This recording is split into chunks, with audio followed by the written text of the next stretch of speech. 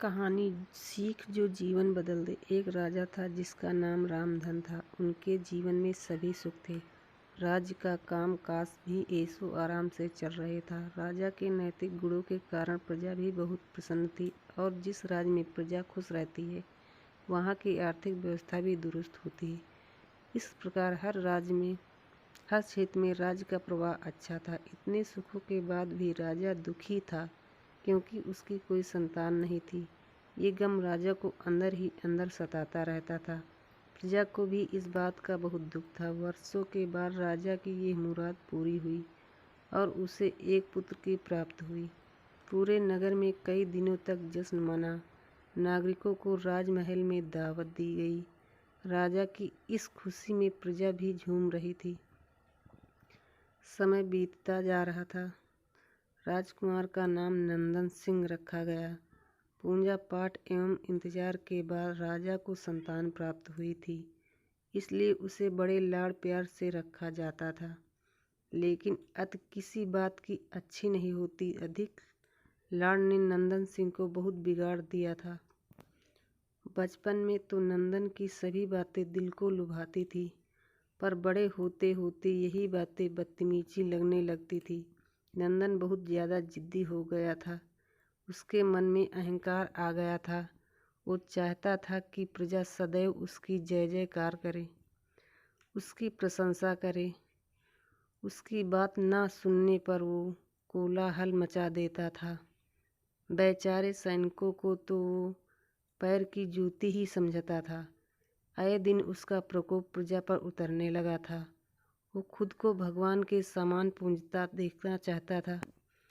आयु तो बहुत कम थी, लेकिन अहम कई गुना बढ़ चुका था। नंदन के इस व्यवहार से प्रजा सभी बहुत दुखी थे।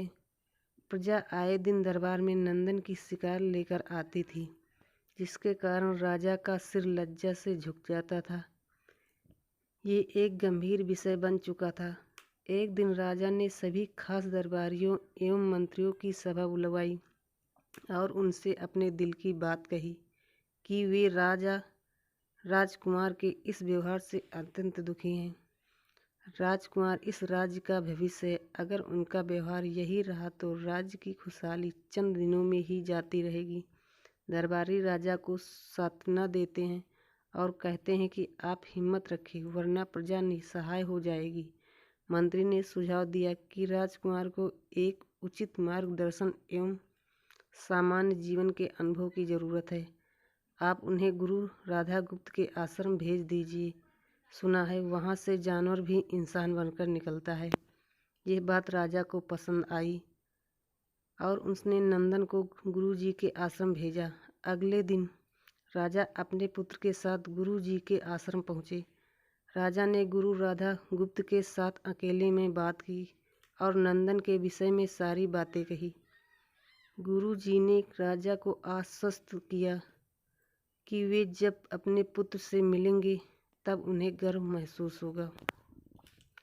गुरु जी के ऐसे शब्द सुनकर राजा को शांत महसूस हुई और वे सहर्ष अपने पुत्र को आश्रम में छोड़कर राजमहल लौट गए।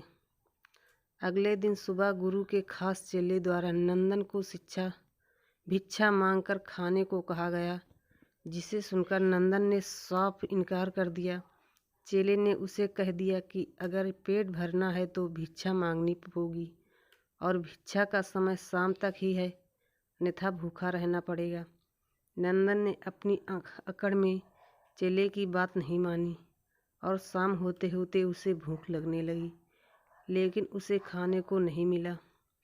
दूसरे दिन उसने भिक्षा मांगना शुरू किया।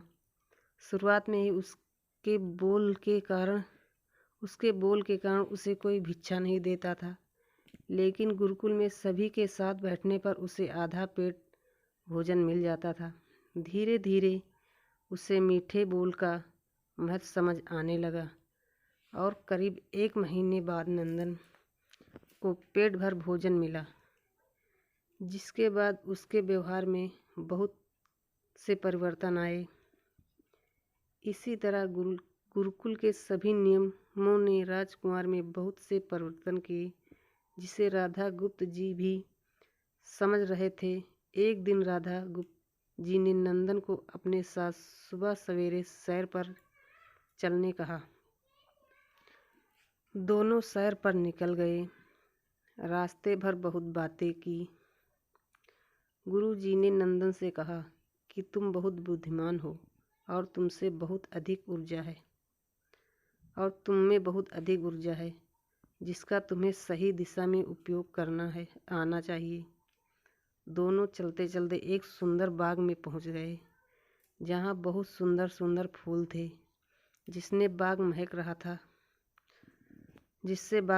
था। गुरु जी ने नंदन को बाग से पूजा के लिए गुलाब के फूल तोड़ने कहा।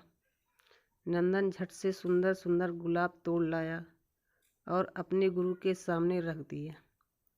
अब गुरु जी ने उसे नीम के पत्ते तोड़कर लाने को कहा। नंदन वो भी ले आया। अब गुरु जी ने उसे एक गुलाब सूंघने दिया और कहा, बताओ कैसा लगता है। नंदन ने गुलाब सूंघा और गुलाब की बहुत तारीफ की। फिर गुरु जी उसे नीम के पत्ते चखकर उसके बारे में कहने को कहा। जैसे ही नंदन ने नीम के पत्ते खाए उसका मुंह कड़वा हो गया और उसने उसकी बहुत निंदा की और जतर कतर पीने का पानी ढूंढने लगा। नंदन की ये दशा देख गुरु जी मुस्कुरा रहे थे। पानी पीने के बाद नंदन को राहत मिली। फिर उसने गुरु जी से हंसने का कारण पूछा। तब गुरु जी ने उससे कहा कि जब तुमसे गुलाब का फूल सूंघा तो तुम्हें उसकी खुशबू बहुत अच्छी लगी और तुमने उसकी तारीफ की, लेकिन जब तुमने नीम की पत्तियां खाई तो तुम्हें वो कड़वी लगी और तुमने उसे थूक दिया और उसकी निंदा भी की। गुरु जी ने नंदन को समझाया, जिस प्रकार तुम्हें जो अच्छा लगता है तुम उसकी तारीफ करते हो, उसी प्रकार प्रजा भी तुमसे जिसमें गुण होते हैं उसकी प्रशंसा करती है। अगर तुम उनके साथ दुर्व्यवहार करोगे और उनसे प्रशंसा की उम्मीद करोगे तो वे ये कभी दिल से नहीं कर पाएंगे। इस प्रकार जहाँ गुण होते हैं वहाँ प्रशंसा होती है। नंदन को सभी बातें विस्तार से समझ आ जाती हैं और वो अपने महल लौट जाता है। नंदन में बहुत परिवर्तन आता है और वो बाद में एक सफल राजा बनता है। कहानी की शिक्षा। गुरु की सीख ने नंदन का जीवन ही बदल दिया। वो एक क्रूर राजकुमार से एक न्यायप्रिय दयालु राजा बन गया। इस कहानी से हमें यही शिक्षा मिलती है कि हम में गुण होंगे तो लोग हमें हमेशा पसंद करेंगे, लेकिन अगर हम अवगुणी हैं तो हमें प्रशंसा कभी नहीं मिल सकती।